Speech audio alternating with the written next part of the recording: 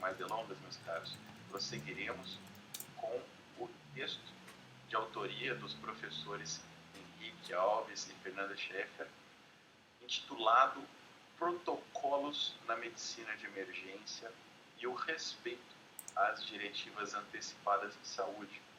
Os dois autores dividirão o tempo de exposição, iniciando-se pela abordagem do professor Henrique, que é especialista em Direito Médico pela Faculdade Verbo Jurídico, professor da pós-graduação Lato Sensu em Direito Médico do Unicuritiba. O professor Henrique, que também é graduado em Direito pela Universidade do Vale do Itajaí, a Univale de Santa Catarina, membro da Comissão Estadual da Saúde, da Ordem dos Advogados do Brasil Catarinense, presidente do Conselho Municipal de Saúde de Balneário Camboriú, em Santa Catarina, e presidente da Comissão da Saúde da 15ª Subseção da OAB Catarinense, além de palestrante e advogado.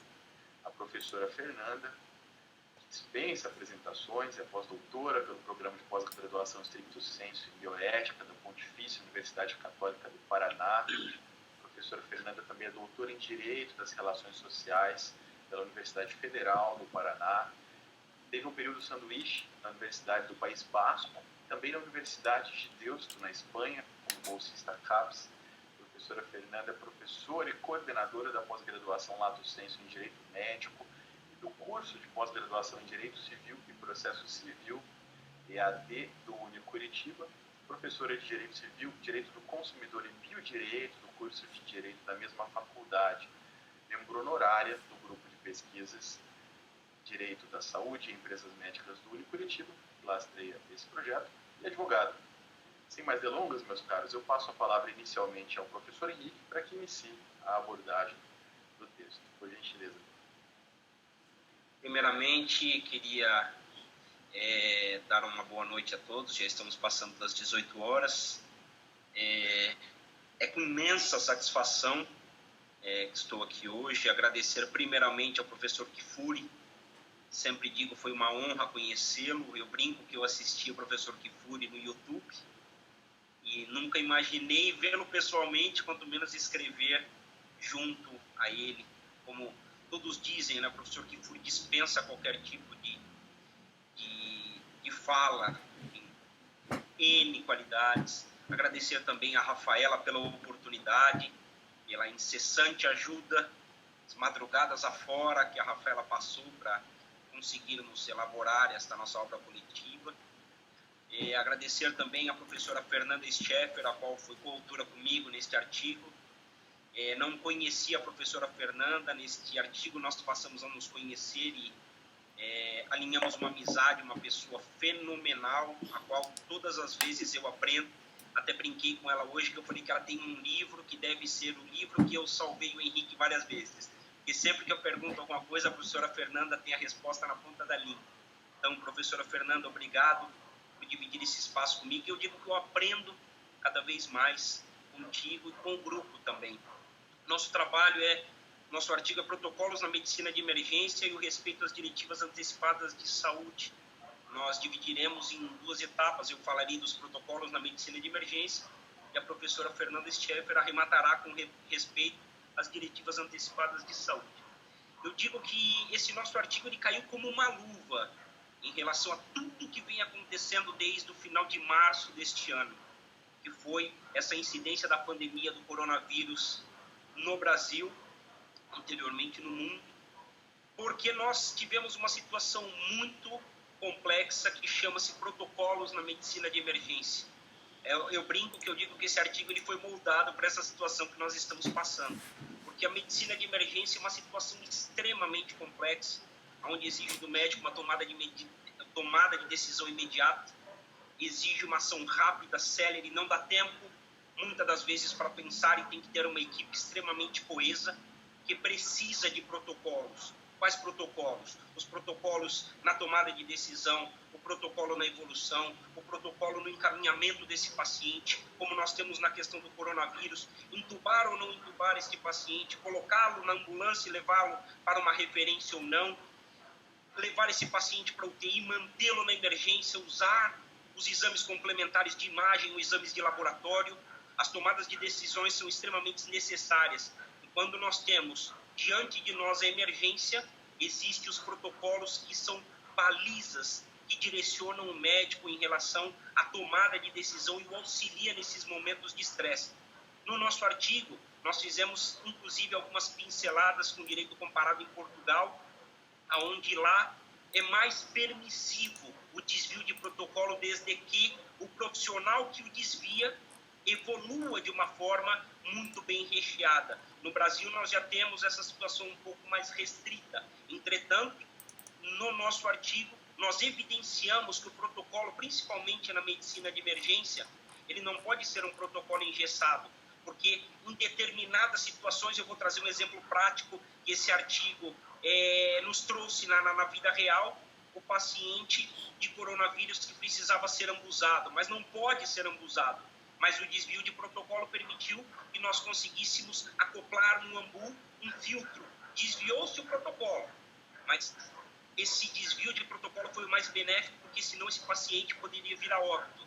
Então, nós chegamos às conclusões na medicina de emergência que o protocolo é de extrema importância para a tomada de decisão do profissional, mas em determinados momentos engessar esse protocolo seria trancafiar o profissional de emergência e ele não poderia atuar com uma certa liberdade. Então há que se entender que podem haver desvios no protocolo, desde que esses desvios sejam muito bem explicados dentro do prontuário, dentro da evolução, que é o local onde o profissional da emergência tem que explicar e contar a história do paciente, do porquê desviou, do porquê utilizou.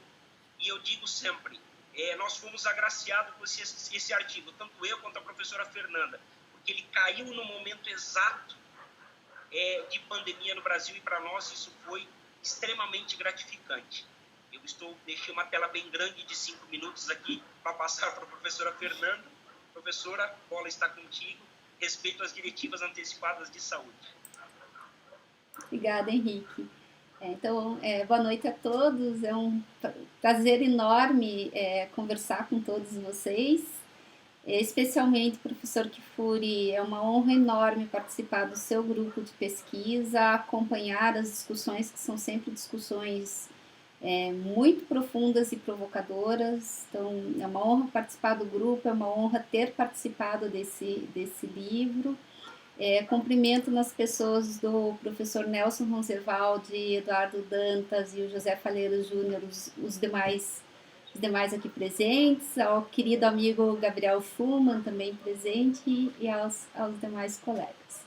Então, para dar continuidade às palavras do Henrique, para mim foi também uma grata satisfação trabalhar esse tema, né, os protocolos de emergência, ainda mais com quem conhece na ponta, né? O Henrique é um grande conhecedor da urgência e emergência, ajudou a implantar sistemas de emergência em Santa Catarina, então aprendi muito, né? Até porque às vezes no direito nós temos uma visão idealizada das coisas e precisamos que alguém nos diga na ponta como é que funciona realmente, para ver se aquela ideia vai casar com a situação concreta. E uma das nossas conversas foi justamente a questão se caberia, né, o respeito às diretivas antecipadas de saúde em situações de urgência e emergência. E eu afirmo que sim, né?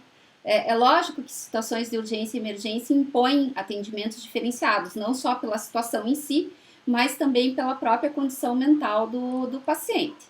E nem sempre vai ser possível ao médico ter conhecimento de uma diretiva ou realmente receber a ordem, né, a solução do paciente. Então, nós vamos ter duas grandes situações ali para pensar, né? As situações de urgência e emergência em que o paciente não se encontra capaz de expressar a sua vontade e não foi possível, até pelo tempo de resposta muito exíguo, verificar se existe um representante de saúde, se não existe, etc., né? O médico deve agir, sem nenhuma dúvida.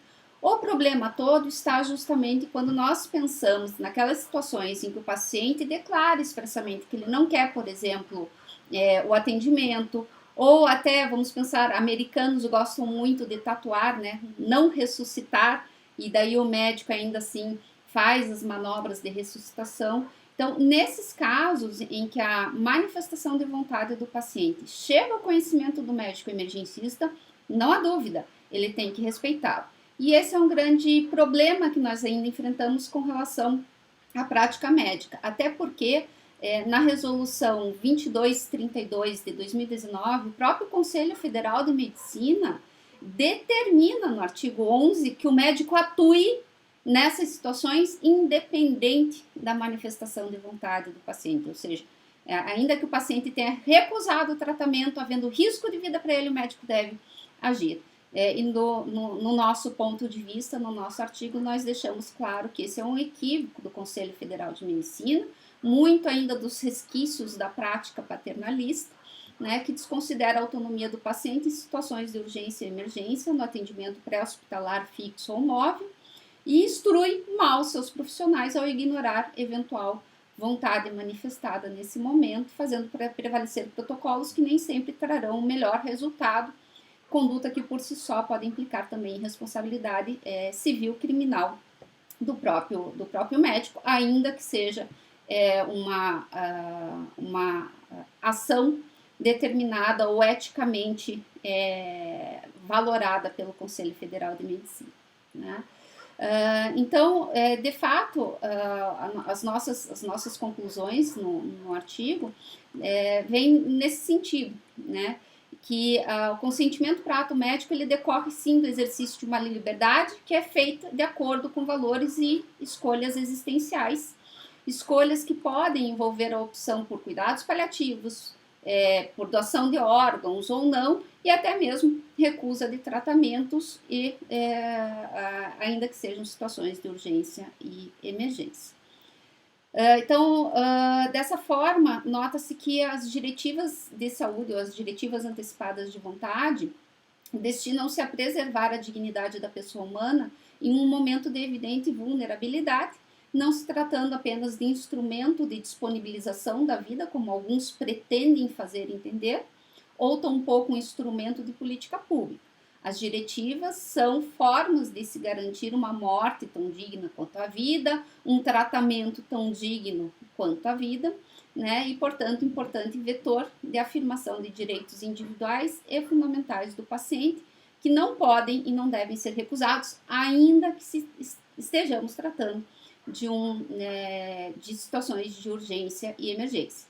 Volto a pontuar que, lógico, a situação concreta vai nos dizer se é possível realmente ter conhecimento da diretiva naquele momento ou não. Mas, havendo conhecimento, o médico deve observar.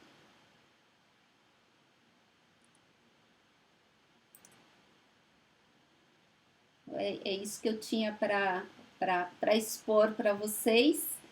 Foram as nossas conclusões. Não sei se o Henrique quer completar mais alguma coisa, Henrique. Não? Então é isso. Muito obrigado, professora Fernanda, professor Henrique. Realmente uma satisfação ouvi-los. Eu anuncio aos nossos ouvintes que estamos já com um número elevado de transmissões e de likes. Queria agradecê-los por isso, pelo prestígio, pela gentileza, pelo carinho de vocês que estão nos acompanhando pelo YouTube. Fica o convite, se inscrevam no canal, no grupo, porque nós teremos ainda uma segunda sessão de lançamento no dia 16 e, naturalmente, outros eventos acontecerão no futuro. E é sempre bom estar inscrito e com o sininho de notificações ativado para que essas novas apresentações sejam prontamente alertadas a todos vocês. Fica o convite também para que acompanhem o grupo no Instagram, é o @grupo Miguel Kfouri. Essas informações todas serão deixadas no chat para facilitar.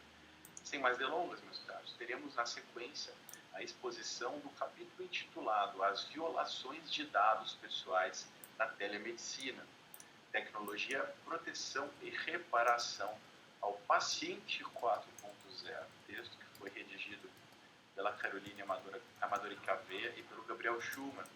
A professora Caroline Cavea iniciará as exposições e, na sequência, o professor Gabriel